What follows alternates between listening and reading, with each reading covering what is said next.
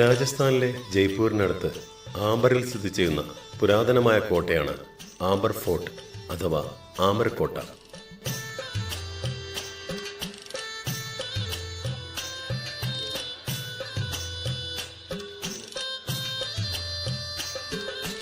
ജയ്പൂരിൽ നിന്നും 11 കിലോമീറ്റർ ദൂരെയായി സ്ഥിതി ചെയ്യുന്ന ഈ കോട്ട ജയ്പൂരിലേക്ക് തലസ്ഥാനം മാറ്റുന്നതുവരെ കച്ഛവ രജപുത്രരുടെ തലസ്ഥാനമായിരുന്നു.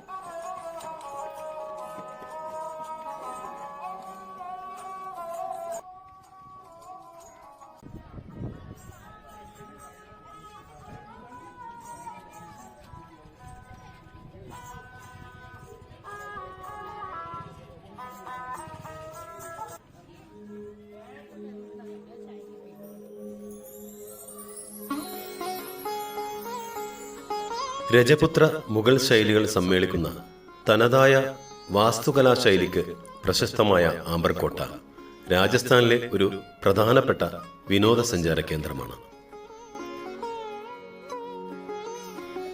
ആംബർ കോട്ടയുടെ പടിഞ്ഞാറ് വശത്ത് ഒരേ കോട്ടമതിൽ കെട്ടിനകത്ത് തന്നെ ജയ്ഘട്ട് കോട്ടയും നിലകൊള്ളുന്നു.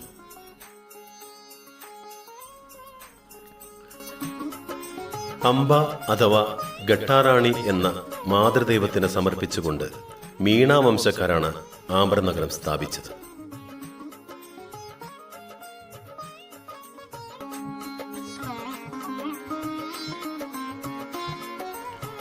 നിലവിലുണ്ടായ നഗരാവശിഷ്ടങ്ങളെ പുനരുദ്ധരിച്ച് 1592 അക്ബർ ചക്രവർത്തിയുടെ ഒരു സേനാനായകനും സഭയിലെ നവരത്നങ്ങളിൽ ഒരാളുമായിരുന്ന രാജ മാൻസിംഗ് ആണ് ആംബറിലെ ഇന്നത്തെ കൊട്ടാര സമുച്ചയത്തിന്റെ പണി ആരംഭിച്ചത്.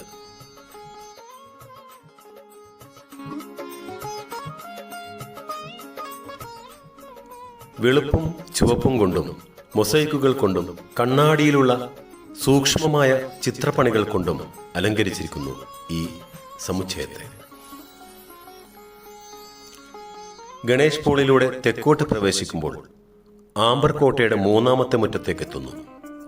മുഗൾ ശൈലിയിൽ ഒരു ദിവാൻ ഇ ഖാസ് അഥവാ സ്വകാര്യ സഭ ആംബർ കോട്ടയിലുമുണ്ട്. മൂന്നാമത്തെ മുറ്റത്ത് കിഴക്ക് വശത്തായാണ് വെണ്ണക്കല്ലുകൾ കൊണ്ട് നിർമ്മിച്ച ഈ മന്ദിരം സ്ഥിതി ചെയ്യുന്നത്. ജയ് മന്ദിർ എന്നും ദിവാൻ ഇ ഖാസ് അറിയപ്പെടുന്നു. തൂണുകൾ കൊണ്ടുള്ള ബാഹ്യഭാഗമാണ് ദിവാൻ ഇ ഖാസിനുള്ളതെങ്കിൽ ഇതിനകത്തെ ചുമരും മച്ചും കണ്ണാടിയിലെ ചിത്രപ്പണികൾ കൊണ്ട് അലങ്കരിക്കപ്പെട്ടതാണ്. അതുകൊണ്ട് തന്നെ ദിവാൻ ഇ ഖാസിനെ ശീഷ് മഹൽ അഥവാ കണ്ണാടി മന്ദിരം എന്നും വിശേഷിപ്പിക്കുന്നു.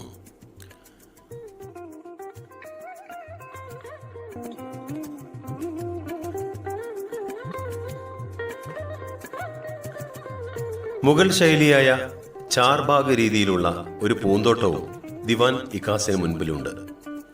മിർസ രാജ ജയ്സിംഗിന്റെ കാലത്താണ്, അതായത് 1621 മുതൽ 1667 വരെയുള്ള കാലഘട്ടത്തിലാണ് ദിവാൻ ഇ ഖാസ് പണിതീർത്തത്. രാജാവ് തന്റെ വിശിഷ്ടാതിഥികളുമായി കൂടിക്കാഴ്ച നടത്തിയിരുന്നത് ഈ മാളികയിൽ വെച്ചായിരുന്നു.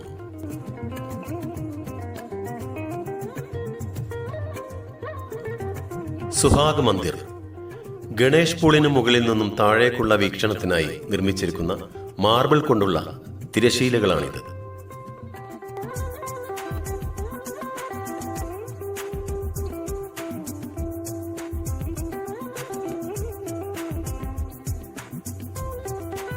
കോട്ടയുടെ ആകർഷണീയത വർദ്ധിപ്പിക്കുന്ന രീതിയിൽ കോട്ടയ്ക്കരികിൽ മഹോദ തടാകവും സ്ഥിതി ചെയ്യുന്നു.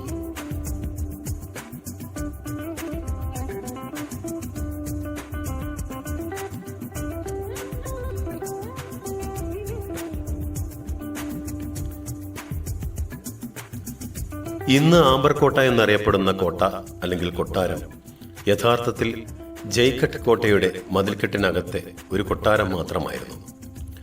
ആംബർ കൊട്ടാര സമുച്ചയത്തിന് പടിഞ്ഞാറ് വശത്തുള്ള ഒരു കുന്നിൻ മുകളിലാണ് ജയ്ഘട്ട് കോട്ട സ്ഥിതി ചെയ്യുന്നത്. സുരക്ഷിതമാക്കിയ വഴികളിലൂടെ ജയ്ഘട്ട് കോട്ടയും ആംബറും തമ്മിൽ ബന്ധിപ്പിച്ചിട്ടുണ്ട്.